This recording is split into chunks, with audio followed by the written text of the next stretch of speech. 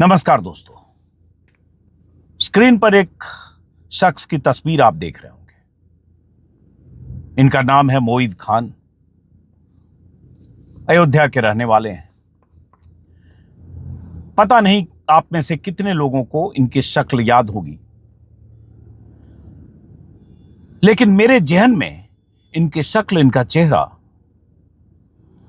इस कदर दर्ज और पैबस्त है कि मैं भूल नहीं सकता, क्योंकि इतनी बार इनकी तस्वीर मैंने टेलीविजन चैनलों पर देखी थी 2024 में। इतनी बार इन्हें खलनायक, विलेन, बलात्कारी और न जाने क्या क्या कहकर चैनलों पर घंटों खबरें चलाई गई थी, बहसें की गई थी, कई दिन तक लगातार हर चैनल पर। किस शख्स का चेहरा मेरे जहन में दर्ज था और मेरे मन में ये बात थी कि कहीं न कहीं इन्हें फंसाया जा रहा है, इनके नाम की वजह से, इनकी धार्मिक पहचान की वजह से, इनके मुसलमान होने की वजह से और योगी राज में इनके होने या उत्तर प्रदेश के वासिंदे होने की वजह से। और यही बात आज साबित हुई है। मोईद खान नाम है, जैसा कि मैंने बताया। और ऐसा मैं क्यों कह रहा हूं? क्या चैनलों पर चल रहा था? स्क्रीन पर पहले मैं चाहता हूं कि इस शख्स के बारे में जो खबरें महीनों तक चली है, उन खबरों की कुछ मिसालें, कुछ थंबनेल देखिए, और उसके बाद मैं बताता हूं कि आज ये वीडियो करने के लिए मैं पटना से दरभंगा के रास्ते में रुककर अपनी बात कहने को क्यों मजबूर हुआ। देश के तमाम चैनलों पर जिस तरह से इस शख्स के मुसलमान होने की वजह से एक मामले में इन्हें आरोपी बनाकर जिस तरह से यूपी सरकार ने, यूपी पुलिस ने इनके खिलाफ फाइलें तैयार की, दस्तावेज तैयार किए और सलाखों के पीछे न सिर्फ इन्हें भेजा, बल्कि ये बलात्कारी बनकर सालों साल तक सलाखों के पीछे रहे, इसका मुकम्मल इंतजाम किया।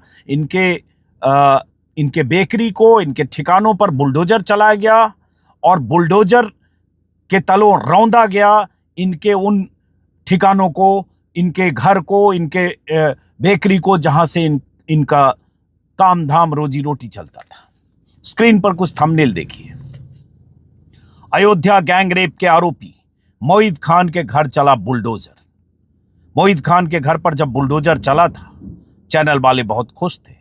देश भर में इनके खिलाफ ऐसा माहौल बनाया गया था। पुलिस की हिरासत में मोईद खान ने कर दिया बड़ा खुलासा, सब हैरान। अयोध्या गैंग रेप आरोपी मोईद खान की चौंकाने वाली क्राइम कुंडली, ये चैनल वाले क्राइम कुंडली निकाल रहे थे। मिट्टी में मिला मोईद खान का साम्राज्य। सीएम योगी का वायरल हुआ ये भाषण, मिट्टी में मिला साम्राज्य, मतलब मोईद खान के घर पर बुलडोजर चला, इनकी बेकरी पर बुलडोजर चला और उसके बाद कैसे चैनलों पर जश्न मनाया जा रहा था। और ये मोईद खान जिस आरोप में सलाखों के पीछे गए, जिस आरोप में जेल में रहे, उन आरोपों से इन्हें बरी किया गया है। क्या है आगे बताते हैं। सीएम योगी गैंग रेप मोईद खान, बाबा की सबसे बड़ी स्ट्राइक। मिट्टी में मिल गया मोईद खान, मिट्टी में मिल गया मोईद खान। मिट्टी में मिलाना चाहते थे योगी आदित्यनाथ, बीजेपी सरकार, पूरा जो राइट विंग का इकोसिस्टम और उन सब के साथ चैनल। मोईद खान की क्राइम कुंडली, बच्ची से शर्मनाक हरकत, मिट्टी में मिला मोईद का घर। अयोध्या में नाबालिग से रेप आरोपी का एनकाउंटर, मिट्टी में मिला मोईद खान का साम्राज्य। अयोध्या में बुलडोजर वाला इंसाफ, बुलडोजर वाला इंसाफ, मतलब मोईद खान के बेकरी को बुलडोज किया गया तो बुलडोजर वाला इंसाफ कहा जा रहा था। गैंग रेप आरोपी मोईद खान के खिलाफ डबल एक्शन। अयोध्या के आरोपी मोईद खान को होगी फांसी, योगी के मंत्री के ऐलान से घबराए अखिलेश। मतलब मोईद खान को फांसी तक दिलवाना चाहते थे यूपी सरकार के मंत्री, बीजेपी के नेता। ऐसे दर्जनों थंबनेल है मेरे पास और कई दिन तक, हफ्तों मोईद खान के खिलाफ ऐसी ही जहरीली खबरें चली, ऐसी ही मुहिम चली। और हुआ क्या है, दरअसल आपको शायद याद हो कि मोईद खान नाम के एक शख्स जो समाजवादी पार्टी से जुड़े थे, अयोध्या के रहने वाले, जैसा कि मैंने कहा, 12 साल की एक नाबालिग लड़की के कथित गैंग रेप का इन्हें आरोपी बनाया गया। आरोप इनके नौकर पर भी था, राजू खान, जो इनकी बेकरी में काम करता था दिहाड़ी मजदूर के तौर पर। मामला वहां से उछला जब उस लड़की की मां ने आरोप लगाया, 2024 की बात है, लड़की की मां ने आरोप लगाया कि उनकी बेटी खेत में काम कर रही थी, राजू नाम के शख्स ने उसे बरगलाया, मोहित की बेकरी में ले गया, उसके बाद वहां काम पर बुलाने के लिए वहां बुलाया गया और उसके बाद काम देने के बहाने बुलाया और उसके बाद शिकायत दर्ज कराई गई, FIR की। उसके बाद मोहित ने बलात्कार किया, ऐसा आरोप लगाया गया और उसके बाद राजू ने इस घटना का वीडियो बनाया, जो उनका नौकर था, और उसके बाद दोनों ने बलात्कार किया, राजू ने भी कई बार बलात्कार किया। इस तरह की बातें छपी और चली और उसमें ये कि ब्लैकमेल करके इस नाबालिग लड़की को, 12 साल की लड़की को, दलित समाज की लड़की के साथ गैंगरेप होता रहा और जब प्रेग्नेंट हो गई, 2.5 महीने की प्रेगनेंसी हुई, तब उसके बाद उसकी मां ने इस सब मामले का एक तरह से खुलासा किया और उसके बाद ये मामला सामने आया। और उसके बाद क्या हुआ कि पॉलिटिकल एंगल इसको देकर, चूंकि अखिलेश यादव से जुड़े हुए थे उनकी पार्टी से मोहित खान, इसलिए लगातार हंगामा मचना शुरू हुआ। जैसा कि मैंने कहा, चैनलों पर खबरें चलने लगी और उसके बाद चूंकि समाजवादी पार्टी का एक नेता और वो भी मुस्लिम, तो जैसे होता है ना कि चैनलों को और बीजेपी को एक एजेंडा मिल गया, तो 2 महीने तक लगातार मोहित खान की खबरें चैनलों पर चलने लगी और इन्हें एक बलात्कारी की तरफ पेश किया जाता रहा। जबकि बहुत सारे लोग, और ये भी कि ये चूंकि अवधेश प्रसाद जो जीत कर आए थे फैजाबाद से, अयोध्या के इलाके में किला फतह करके समाजवादी पार्टी के सांसद के तौर पर उनकी टीम में होने का दावा किया जाता रहा और इसलिए इनके खिलाफ माहौल बना। चूंकि झटका तुरंत लगा था। मई में यूपी में लोकसभा चुनाव हुए थे, जब लोकसभा चुनाव, तो यूपी की सीटें जो बीजेपी हारी थी उसमें अवधेश प्रसाद भी जीते थे। यहां तक कि योगी आदित्यनाथ ने विधानसभा के भीतर मोहित खान को समाजवादी पार्टी के नेता के तौर पर बच्ची से, 12 साल की लड़की से दुष्कर्म का आरोपी बताते हुए और न जाने क्या क्या कहा और उस नैरेटिव का हिस्सा बनाया। मैं चाहता हूं योगी आदित्यनाथ का वो बयान भी सुनिए। और तब कि अब अगर योगी आदित्यनाथ की पुलिस की ये सारी कोशिशें, साजिशें, योगी आदित्यनाथ का खुद का इंटरेस्ट लेकर बयान देना और उसके बाद अगर मोहित खान अदालत से बरी हुए, उसका मतलब क्या है? सुनिए जरा क्या कहा था योगी ने। अयोध्या में मोइन खान जो समाजवादी पार्टी का नेता है, अयोध्या के सांसद की टीम का सदस्य है, 12 वर्षीय एक नाबालिग बच्ची के साथ दुष्कर्म का कृत्य में शामिल पाया गया। अभी तक समाजवादी पार्टी ने उसके खिलाफ कार्रवाई नहीं की है। मैं ये नहीं समझ पा रहा हूं कि ये सब क्या है। अब क्या ये कोई समाजवादी पार्टी ना बोले? आपका एक्टिव मेंबर है, आपके सांसद के साथ बैठ रहा है, खा रहा है, उनके साथ चल रहा है, लेकिन इस प्रकार के, और यह अति पिछड़ी जाति से जुड़े हुए एक बालिका से जुड़ा हुआ मामला है और इस प्रकार की घटिया हरकत में वह लिप्त है, लेकिन तब भी उसको हल्केपन से उड़ाने का काम होता, यानी हल्केपन से लेने का काम होता है। अब अगर मुख्यमंत्री किसी राज्य का इस तरह का बयान दे रहा हो, अगर मुख्यमंत्री सीधे सीधे किसी को रेपिस्ट घोषित कर रहा हो,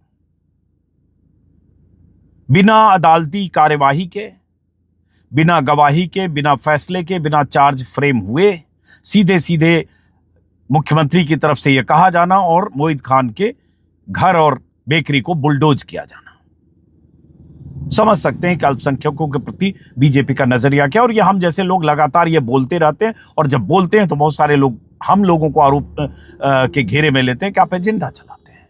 लेकिन क्या हुआ? अदालत ने मोहित खान को दोष मुक्त कर दिया क्योंकि डीएनए सैंपल लिया गया था उस बच्ची का, भ्रूण का, जो प्रेगनेंसी उस बच्ची की हुई थी, और राजू नाम का जो इनका नौकर था उसका, और मोहित खान का। तो राजू का डीएनए मिला और यह पता चला कि राजू खान ने उस लड़की को एक्सप्लॉइट किया। राजू खान इस मामले में दोषी कोर्ट ने माना और राजू खान को सजा सुनाई जाएगी।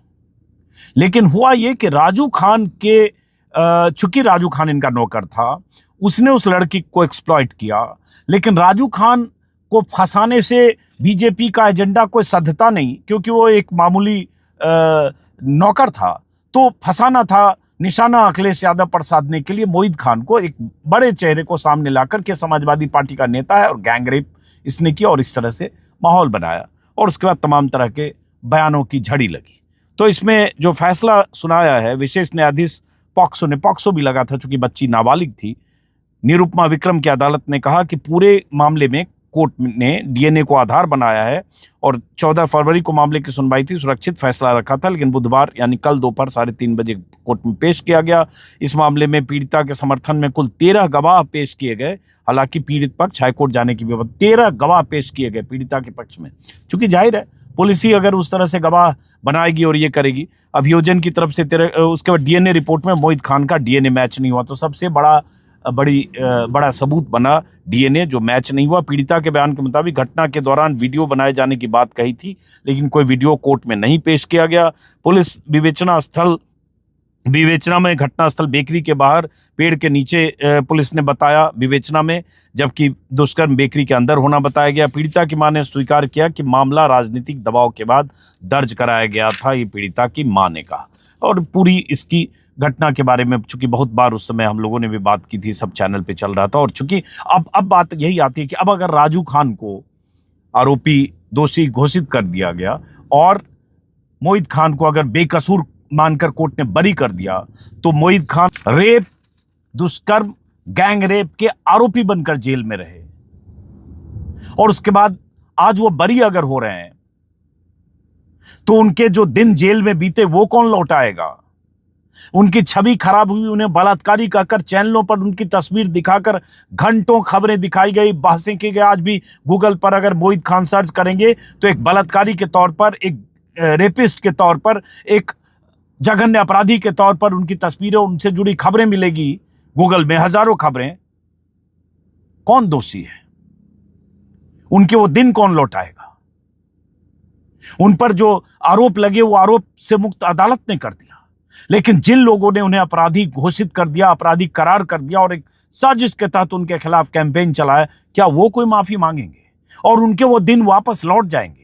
वो छवि जो उनकी खराब हुई वो वापस लौटेगी, उनके नुकसान की भरपाई कौन करेगा? और यही होता है चैनलों पर जब महीनों तक कैंपेन चलता है किसी मुस्लिम के खिलाफ, जैसे ही किसी मामले में आरोपी हुआ नहीं या नाम आया नहीं, कि पूरी कंस्पिरेसी थ्योरी के साथ उस शख्स को सिर्फ उसकी धार्मिक पहचान के आधार पर घेराबंदी कर दी जाती है। और अगर मोहित खान बेकसूर और बरी हो गए तो क्या वो चैनल वाले माफी मांगेंगे? क्या योगी आदित्यनाथ माफी मांगेंगे? क्या वो बीजेपी के नेता जो कह रहे थे मोहित खान को फांसी होनी चाहिए, क्या वो माफी मांगेंगे? नहीं मांगेंगे, क्योंकि उन्हें फिर कोई दूसरा शिकार करने आ रहा है ना। बयान तरह तरह के मुसलमानों के खिलाफ, अभी असम से हेमंत बिस्वा का बयान आ रहा है, यही इनका एजेंडा है।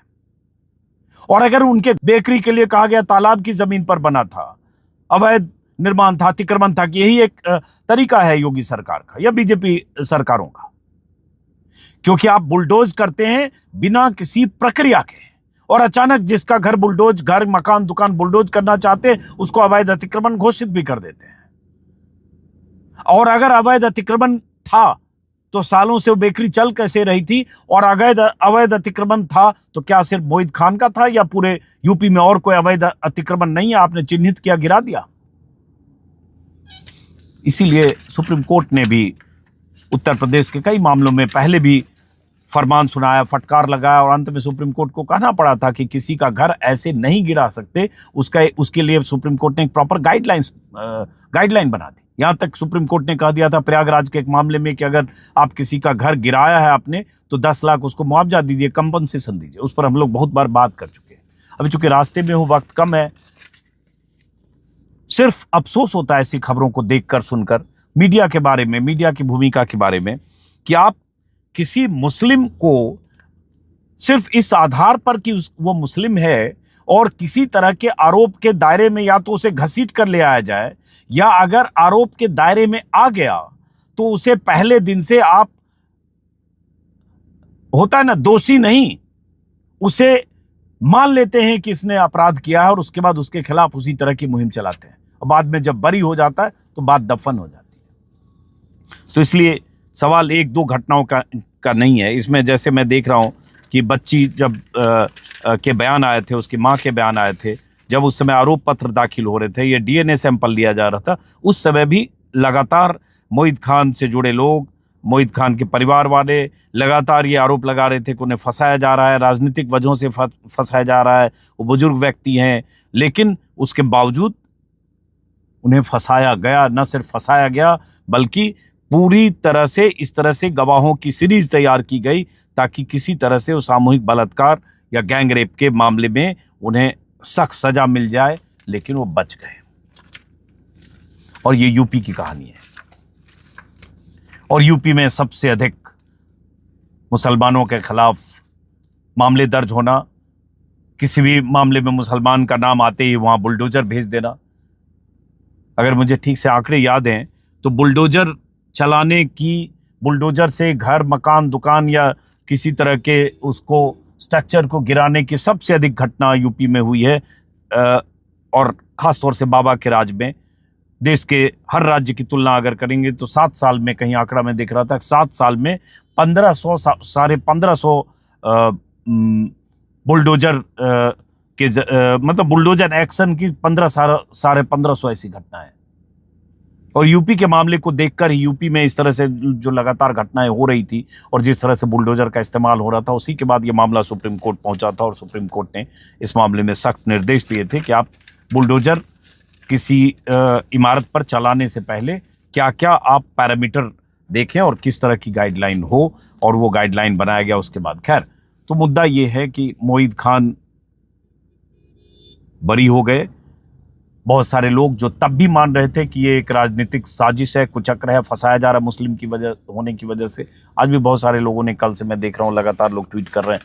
लेकिन सवाल यही कि मोहित खान के वो दिन जो एक रेपिस्ट के तौर पर सलाखों के पीछे बीते, या इतने दिन, लगभग 1.5 साल हो गए, 1.5 साल से ज्यादा, ये 1.5 साल उनके कौन लौटाएगा, इसकी भरपाई कौन करेगा। बहरहाल इस वीडियो को मैं खत्म करता हूं। फिर मुलाकात होती रहेगी। नमस्कार।